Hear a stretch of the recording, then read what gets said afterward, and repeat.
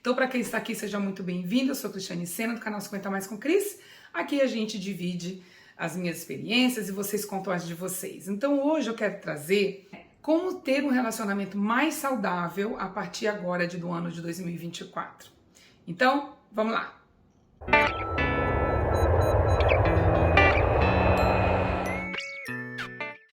Então, a primeira coisa que eu quero falar aqui, dividir com vocês, aqui era um conceito que até então eu não entendia direito, mas que é a tradicional comunicação clara e objetiva. Gente, quantas vezes a gente não se pega? Bom, eu me peguei olhando para o celular, vendo uma resposta que para mim soou muito grosseira, né?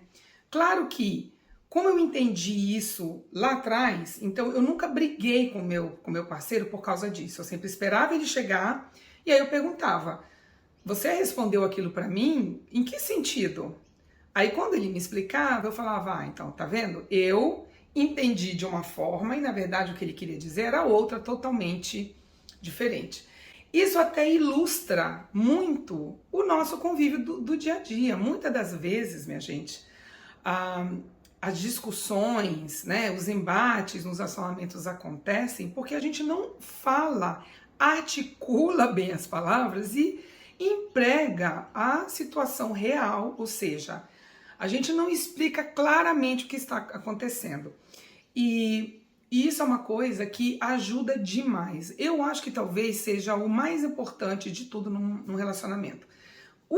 Como que eu entendia sobre comunicação até então, antes de trabalhar com psicólogo? Eu achava que era só falar. E aí falar de qualquer jeito, né? E não é assim. Nós temos que se sentiu ofendida, chama no canto e abra a boca e fale claramente. Você disse isso? Eu entendi desta forma. É isso mesmo que você quer dizer? Porque você me ofendeu. Sabe?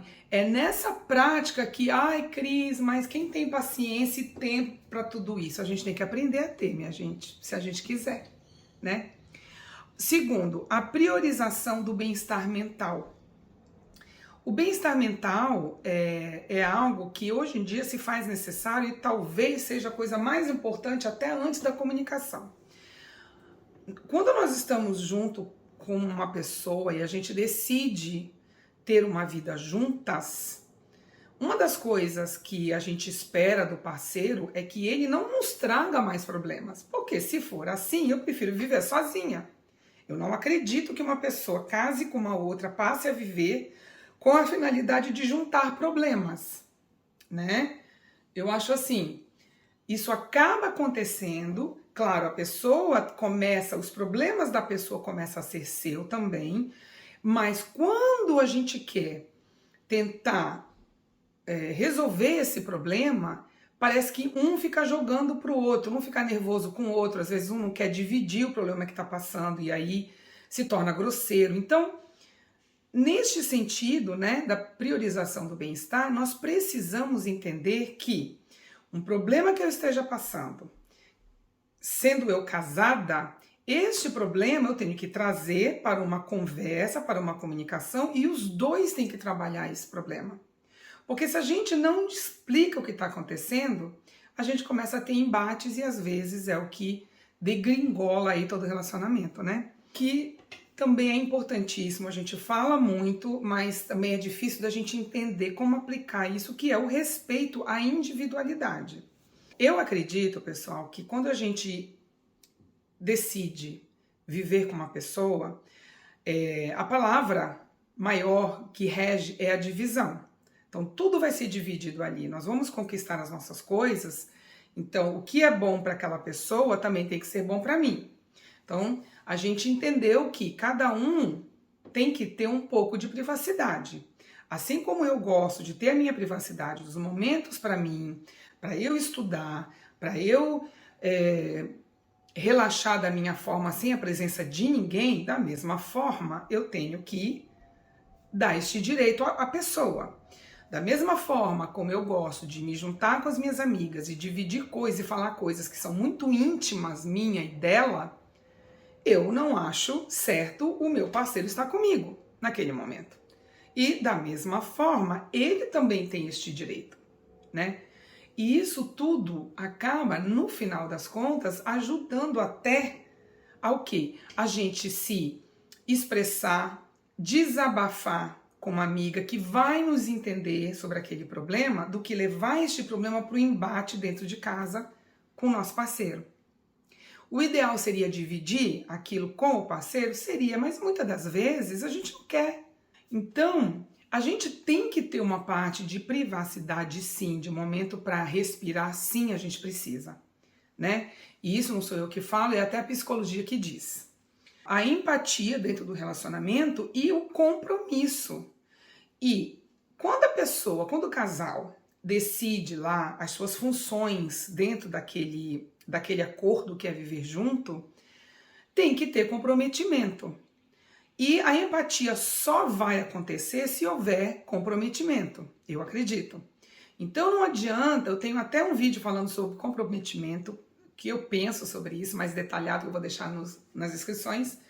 Mas eu, por exemplo, eu não acredito no relacionamento onde uma pessoa só dos dois tem que ser responsável por tudo, né? Ainda mais nos dias de hoje, que nós somos sobrecarregados com tanta coisa, uma casa ela tem que ser regida e cuidada e mantida pelos dois. A vida financeira tem que ser cuidada e mantida em pró, para benefício dos dois, né? Então, eu penso desta forma. Se eu estou doente, por exemplo, e eu não posso contar com meu marido, já que eu não tenho filhos, eu não tenho ninguém aqui, com quem mais eu vou contar?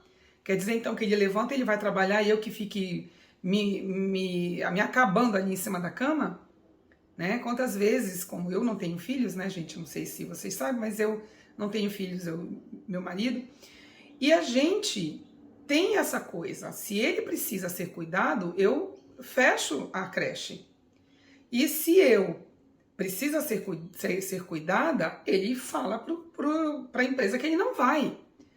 E é assim que tem que ser. Eu não tenho que ficar mendigando para ele ficar e ele não tem que ficar pedindo para eu cuidar dele. Isso acontece automaticamente. O crescimento conjunto e individual, que é o próximo, é aquilo que eu acredito. Todo relacionamento tem que ter pelo menos um objetivo dos dois e a junção de dois sonhos, né? Porque antes de eu conhecê-lo, eu já sabia o que eu queria para minha vida. Antes dele me conhecer, ele já sabia o que ele queria para a vida dele. Nós nos conhecemos, nós vimos que nós temos algumas coisas em comum. No meu caso, não são muitas, são pouquíssimas. Mas, enfim, nós temos. E, partindo disso, nós criamos um objetivo comum, né? Agora, eu não acredito, e nem ele também, através da conversa que nós tivemos, que um casal tem que ter apenas um objetivo. Eu tenho que me sentir realizada, eu tenho que me sentir produtiva com aquilo que eu acho que é certo para mim, e ele tem que se sentir produtivo com aquilo que ele acha que é certo para ele. É difícil, minha gente, é muito difícil. Relacionamento não é brincadeira. Por isso que hoje em dia, para terminar, eu penso que se eu tivesse uma filha, eu ia tentar incutir na cabeça dela do seguinte: nós temos que conhecer um ao outro primeiro antes de partir a dividir uma casa. Um tempo, namorando por um tempo, procurando se conhecer, procurando ver os hábitos da pessoa, procurando entender como é que essa pessoa lida com a família, se a família é muito importante para você. Tendo essa comunicação clara antes de se juntar, né? Foi uma coisa que eu fiz. Eu sentei com meu marido e a gente botou todos os pontos nos is antes de nós começarmos. Então, a partir do momento que a gente se juntou, e claro que nós tivemos nossos embates, ele não me cobrava, não jogava na minha cara, mas eu não sabia disso. Não, ele sabia, né? Assim como eu fiz questão de sentar e também de conhecer, de saber como que ele lidava com a família dele, como que era, né, as reações dele nas situações mais difíceis, e esse é um ponto mais importante de tudo isso, minha gente. A pessoa, ela tem que ser muito bem analisada pelas ações, pelas reações também. Então, hoje em dia, como a gente já sabe que existem pessoas narcisistas, psicopatas e outros problemas de disfunção